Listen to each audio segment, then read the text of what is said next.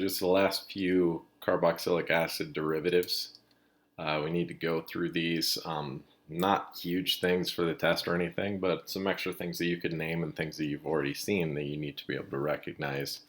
Um, the acid chloride, you saw that in the formation of amides, how I needed this chlorine here in order to actually react. Otherwise, it would be an acid-base reaction. So just as a review, real quick, remember, I'm going to take that hydrogen and one of these two hydrogens, right, remove those so I can make this amide bond in between these two molecules.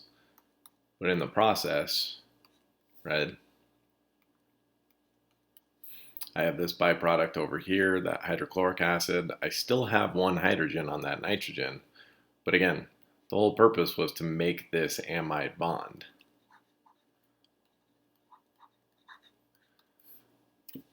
Right? Otherwise, it would have been an acid-base reaction. So we had acid chlorides already, we just don't necessarily know how to name them.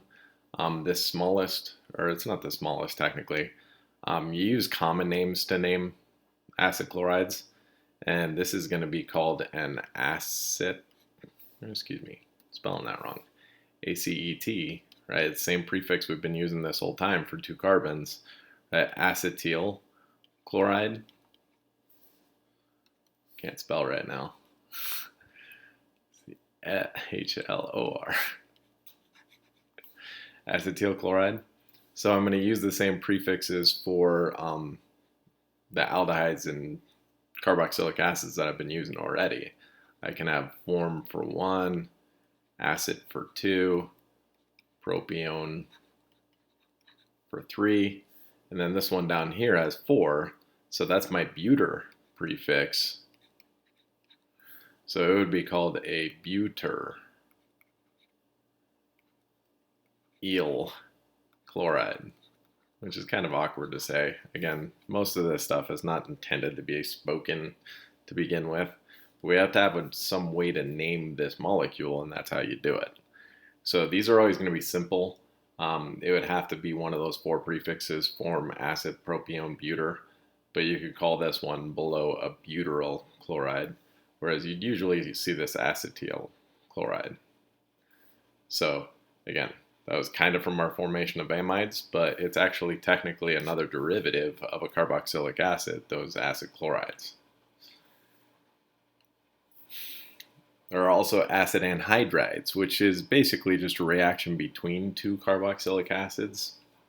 This is the only one that I would probably ever show you or have on a test or quiz or whatever.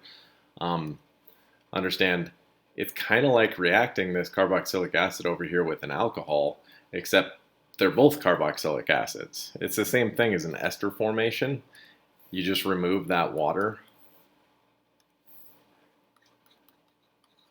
and you still have this carbon to oxygen to another carbon. It's just both sides are from carboxylic acids. Both sides have carbonyl carbons. So it's kind of a strange looking molecule. This specific one, right, they're acid anhydrides, but this is called acetic, excuse me.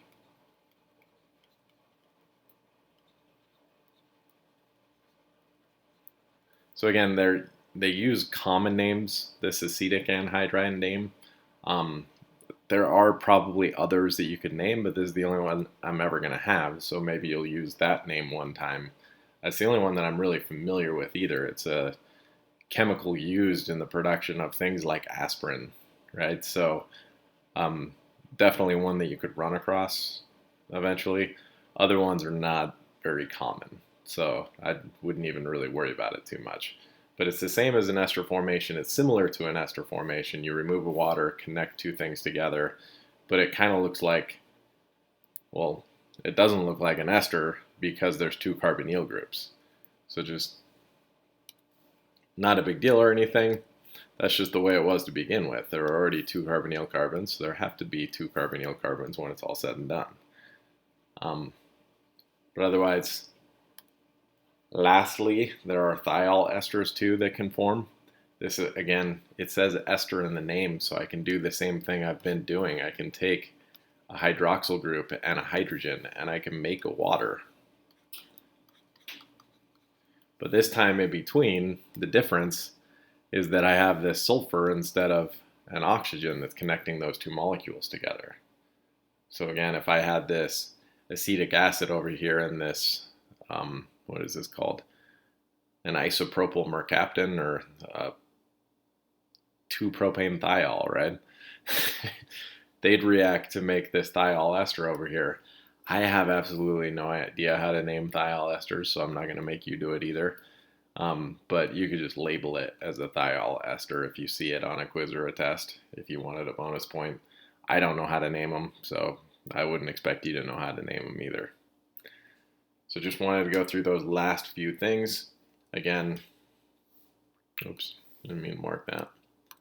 There's acid chlorides, acid anhydrides, and thiol esters on top of our esters and amides that are all carboxylic acid derivatives.